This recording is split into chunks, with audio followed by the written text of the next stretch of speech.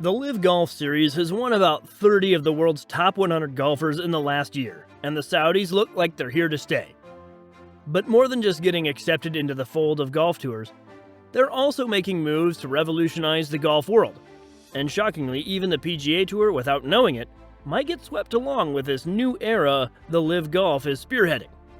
Tiger Woods and Rory McIlroy have both mentioned in recent interviews that a deal needs to be negotiated between the LIV Series and the PGA Tour. However, they have both called for Greg Norman to step down in order for these negotiations to take place. Some would say Saudi Arabia is shaking golf and the PGA's future rather than shaping it. So, what was the Saudi Arabians' initial plan for golf? Well, they are accused of luring golf stars to their newly founded golf franchise, the LIV Golf Series, with huge sums of money that is almost irresistible to boycott the PGA Tour and become a sport-supporting entity to the general public.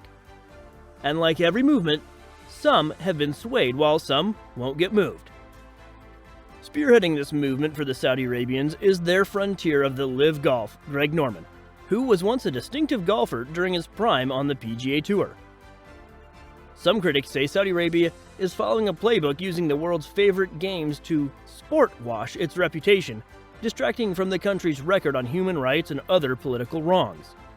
This whole thing about Saudi Arabia and Khashoggi and human rights talk about it, but also talk about the good the country is doing in changing its culture. Look, we've all made mistakes, and you just want to learn from those mistakes and how you can correct them going forward, says CEO Greg Norman. The commercial side of golf is growing, the broadcasting side of golf is growing, but golf has been stuck in the same box for 50 years. Competition is the best thing in the world for everybody. That was just a preamble of what should be expected from the Saudis, as the current prize fund awarded for 8 tournament schedules is a whopping $255 million to a field of 52 players. And they don't look to be stopping anytime soon, as the LIV keeps raising the financial standards, making it difficult for PGA to keep up. The PGA Tour is competing hard to preserve its status as the preferred destination for players, increasing prize money and other financial incentives, while also warning players about the consequences of playing for breakaway competitions organized by the LIV Tour. The tour has increased the normal annual price by a shocking 16%, meaning that in subsequent games the tour is expected to direct 55% of its total revenue back to players. Oh yeah, the PGA Tour is making money moves too. Despite the PGA Tour loyalists staying put, whether we like it or not, they have seen improvements on their tour due to the LIV Tour's conquest. Speaking of money moves, the Saudi Arabians are said to have an investment budget of $450 billion, and they're going to make sure the funds go around. And not only the men will get in on this cash flow. One look into the incredible increment of fund prizes for Aramco Ladies Saudi International, and you'll see what we mean. Saudi Golf is making efforts to have both men and women golf work hand in hand to increase the sport's varsity. Have you ever heard of the Aramco Ladies Tour? The Aramco Ladies Saudi International is a new professional golf tournament under the supervision of the Ladies European Tour, LET, with its first event held in 2020 at the Royal Greens Golf and Country Club located in King Abdullah Economic City in Saudi Arabia.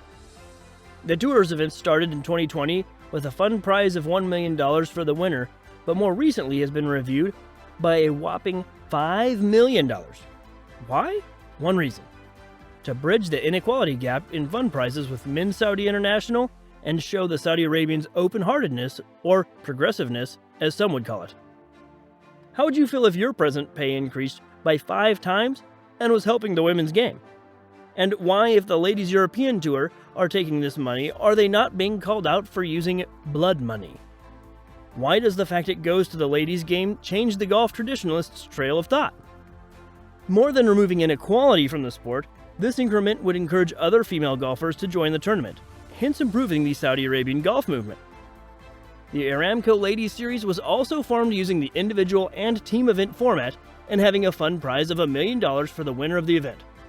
Here's a breakdown of how this tournament works. The tournament is a team competition with a total of 26 teams, each of which consists of 3 pros and 1 amateur, for a total of 4 players per team. The tournament teams are formed by a tournament draft, with team captains seeded based on the official Women's World Golf Rankings. Captains may choose the first player to join their squad in any order.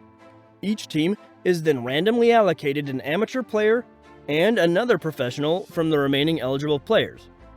Interesting. What's more interesting is the scoring system, which is on a 2 from 4 basis that sees the best 2 scores on each hole counted for the team competition. With this format, the amateurs get a chance to contribute to the game result, and the professionals complete every hole, so their score is used for the individual competition too. Everyone would agree that this is a suitable method that other tournament organizers should adopt because it reduces the number of days spent for a tournament, reduces stress and fatigue from an extended time of play, and ultimately helps golfers channel all their effort knowing every score counts. Now, as much as fingers are pointed at Saudi Arabia for immensely funding the LIV Tour, no one calls out their alliance with the Ladies European Tour. With the Ladies European Tour accepting the partnership offer from Saudi Arabia for years prior to the LIV drama, their efforts then turned to the LIV Golf. And with the likes of former world number 1 Phil Mickelson, world number 3 Cameron Smith, and other top golfers like Ian Poulter, Bubba Watson, Sergio Garcia, Brooks Koepka, Brian DeChambeau, Lee Westwood, and Dustin Johnson trading the PGA Tour for the LIV, the gamble seems to have worked so far so good. In response to the exodus of so many household names, the PGA Tour is now making more money available to its membership, including some soon-to-be-announced tournaments. The tour has also revealed that 4 out of their 13 tournaments will be the first in the rotation to receive increased purses of at least $20 million in 2023. Nice. The unrelenting LIV Golf Tour might also be considering recruiting women's golf stars from the LPGA, or even launching its Rivals Women's Golf Tour in an attempt to be ahead of the PGA Tour. A spokeswoman for the Saudi-backed tour confirms in an interview that they are exploring possibilities ranging from signing LPGA stars and holding mixed tournaments to launch its own women's golf tour. Could you imagine the likes of Charlie Hull, the Korda sisters, Lydia Ko, Georgia Hall, and others making the jump? In the space of a year, the PGA Tour has made so many reconsiderations and changes which have now increased the value of golf, and the PGA Tour has also been getting publicity from this unending rivalry. But for sure, Saudi Arabia can never buy almost a century of history and be recognized as golf's governing body. This golf war has to end, and a truce may well be negotiated soon. But whenever and however it does end, one cannot overlook the impact Saudi Arabia has made on the entire golf world.